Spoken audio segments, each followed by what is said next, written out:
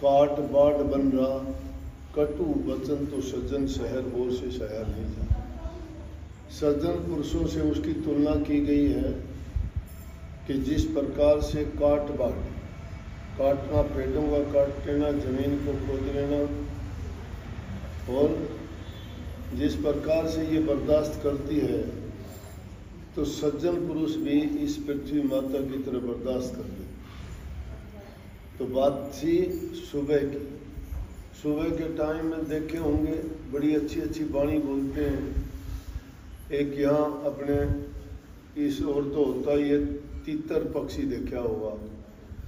सुबह सुबह वो बोलता है, बड़ी टेर लगाता है, सुभान तेरी कुदरत, सुभान तेरी कुदरत, सुभान तेरी कुदरत।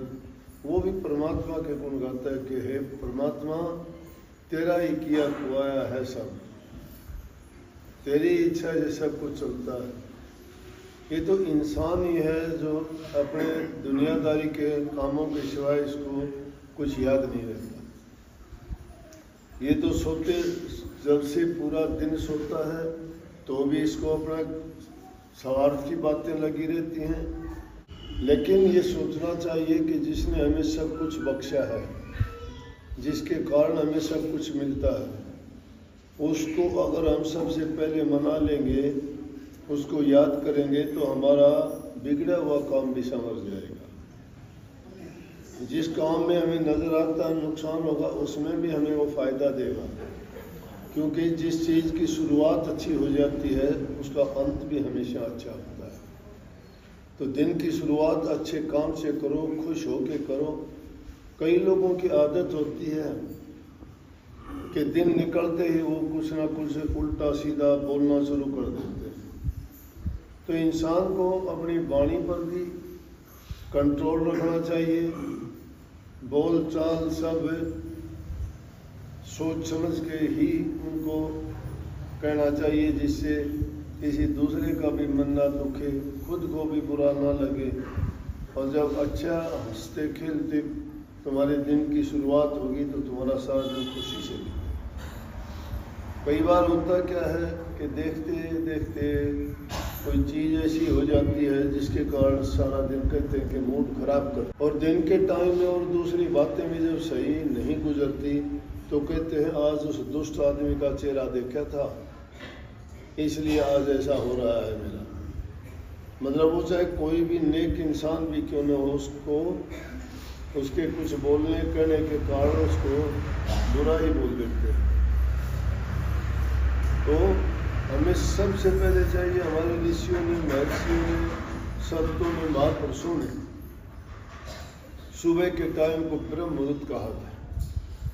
उन्होंने कहा था सुबह टाइम से उठ के सबसे पहला काम हमारा होना चाहिए यही कि प्रभु को याद करना चाहिए।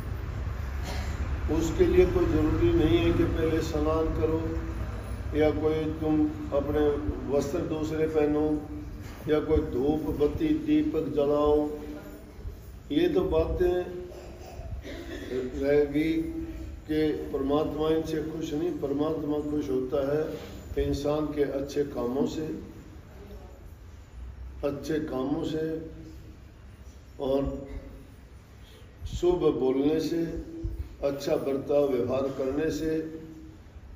जो अपने मन का पाप निकाल के प्रभु के सामने रख देता है, जो गलती होती है उनकी क्षमा मांगता है और आगे से उनकी ना दोहराने का प्रण करता है, उसके अपने आप काम संवरते चले जाते हैं।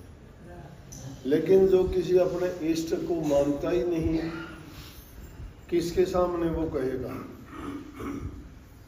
क्योंकि उसको पता ही नहीं है तुझे कहना क्या है, किसको कहना है। जिसको पूजते हो उसके सामने अपना दिल का भेद खोल के रखो। उनसे अगर छिपा के रखोगे, पर्दा करोगे, तो फिर तुम्हारे मन की सफाई नहीं हो सकती।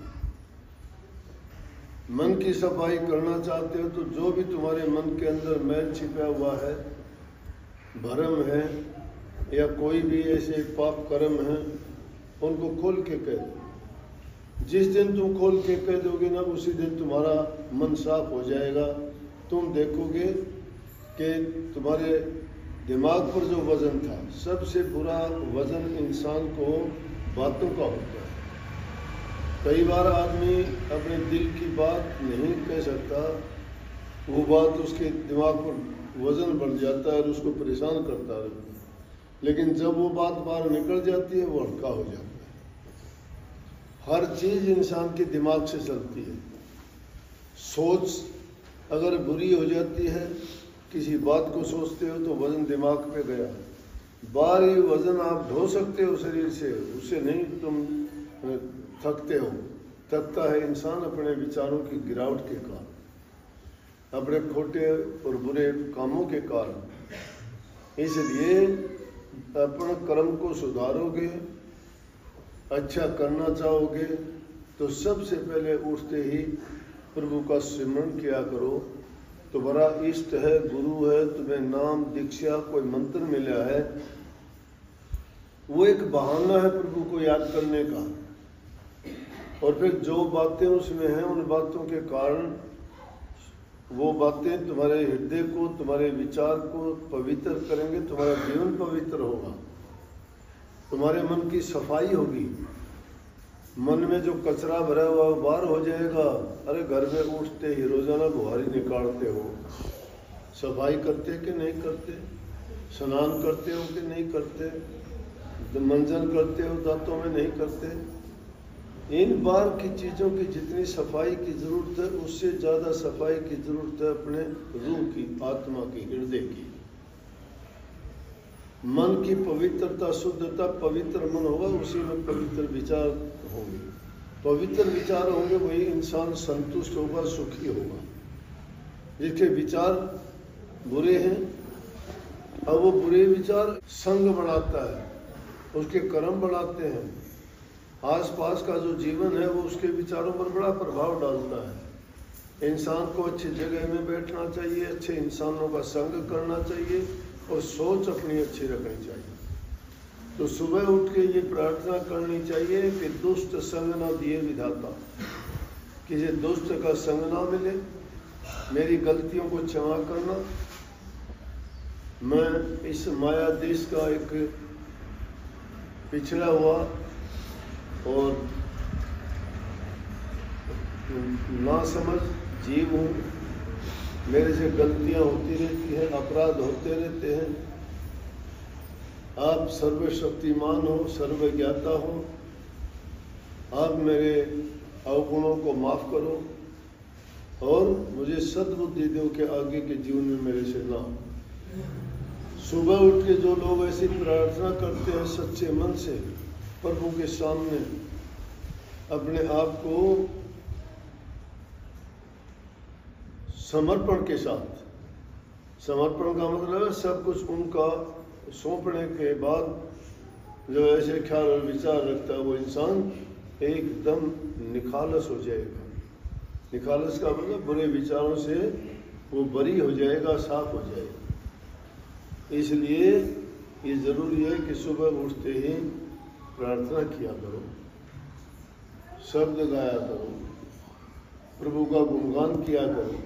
कितना सुंदर शरीर दिया, कितना अच्छा जीवन दिया, परिवार दिया, माँ बाप दिए, गुरुओं का संग मिला, सत्संग मिला, नाम मिला। अरे जंगली जातियाँ हैं जिनका कुछ भी नहीं मिलता, वो भी इंसान है। उनको जब कुछ भी नहीं मिलता, ना उनको गुरु का संग मिलता है, ना सत्संग मिलता है, बेचारे पशु की तरह घूमते रहते हैं। वो भी इंसान ही है हमारी तरह से। हमारी तरह शरीर तो बंदर का भी है, भालू का भी है, लेकिन उनको इतनी समझ नहीं है, इसी कारण इतना दुख उठाते हैं। इसलिए उनसे तुलना करके प्रभु का गुणगान ये करना चाहिए कि देखो हमें वैसा शरीर देके हमें समझ कितनी दे दी। आप भिन्न भिन्न प्रकार के कपड़े पहनते हो, बनाते हो, खाने की भिन्न भिन्न अलग अलग चीज़ें मनपसंद की खाते बनाते हो। सर्दी गर्मी से बचने के लिए मकान और दूसरी चीज़ें आपके लिए सुलभ हैं, फिर भी एहसान नहीं उस प्रभु का। फिर भी भूल जाते हो कि मैंने किया है, हमारी हिम्मत नहीं, हमें वो ज्ञान समझ नहीं, हमारी औकात नहीं हम कुछ कर लें।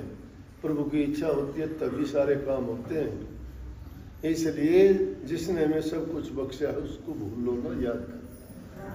राधा